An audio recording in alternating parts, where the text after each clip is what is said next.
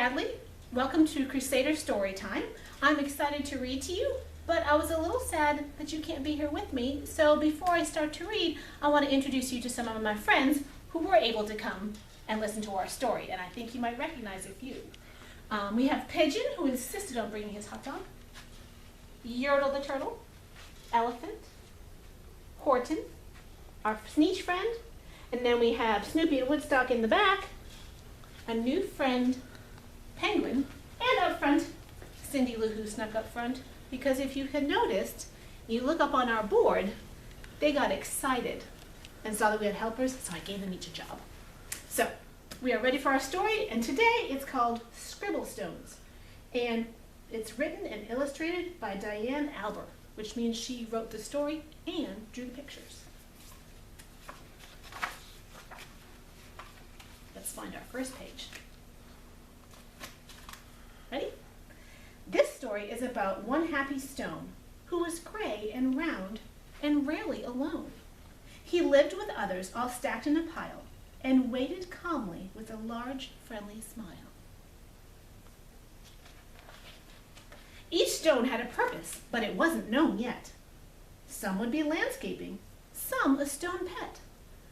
There were so many things that the stones could be. The hardest part was waiting to see. Stone knew that his purpose would brighten somebody's day. He just wasn't sure how or in what kind of way. He imagined the things that might soon become, and he watched all the stones get picked one by one. But his happy face slowly turned to a frown as he watched the tall pile start to dwindle on down. And although he was worried, he tried not to care, until it was clear he was the last one there. He seems pretty sad, doesn't he? Let's see what happens. Then it finally happened. Stone was quickly picked up. He was placed on a desk next to a very large cup. Does he look excited? He looks pretty happy, doesn't he? As Stone looked around, he thought, "This is great!" But soon he discovered he was a dull paperweight. "I'm supposed to bring happiness, not hold paper still. There must be a mistake. This just can't be my skill." Then all of a sudden, a splatter flew high, and then some bright scribbles came wiggling by. They were headed right toward the short paper stack, and they filled up the paper on the front and the back. Look at his face. He looks a little startled, doesn't he?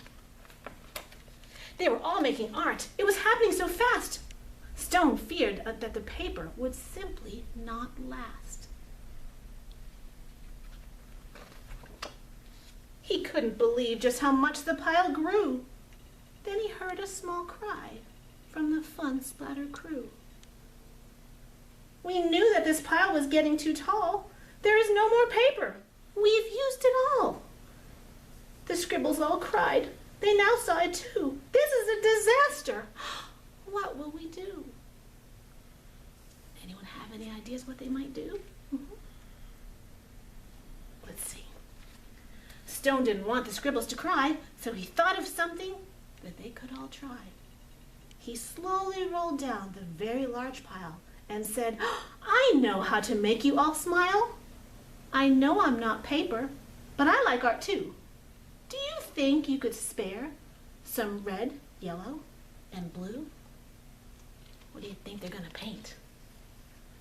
Let's take a look. They loved the idea and could not wait to start. Scribble began making a happiness heart. Splatter then painted some pale baby blue. Another scribble added a sunny gold hue. It didn't take long before more stones showed up, and soon the line grew behind the large paper cup. To Stone's surprise, he was picked up once more. He had never heard of this happening before. More art was added, and he was on his way to become a small gift to brighten someone's day. Nearby, another stone's journey had just begun. He was spreading such happiness and having great fun. Every time he traveled, someone added their part, sometimes just to scribble, sometimes fancy art. With each new layer, there was a story to share, and soon scribble stones were seen everywhere. They traveled the planet. It was quite an event, bringing happiness and fun wherever they went. Now thousands of stone inspire creativity each day, all because of a paperweight with a will and a way. This might be something you might want to try at home. While we're home together, maybe the rain stops another day, and if you find a stone outside, you could decorate one and perhaps leave it as a surprise for someone and spread some cheer when we're kind of all stuck at home. Hey everyone, my friends, want to say one last goodbye this time, and we've already started our rock collection, so I hope you have a chance to find some scribble stones and share some joy around your neighborhood. Talk to you soon. Bye.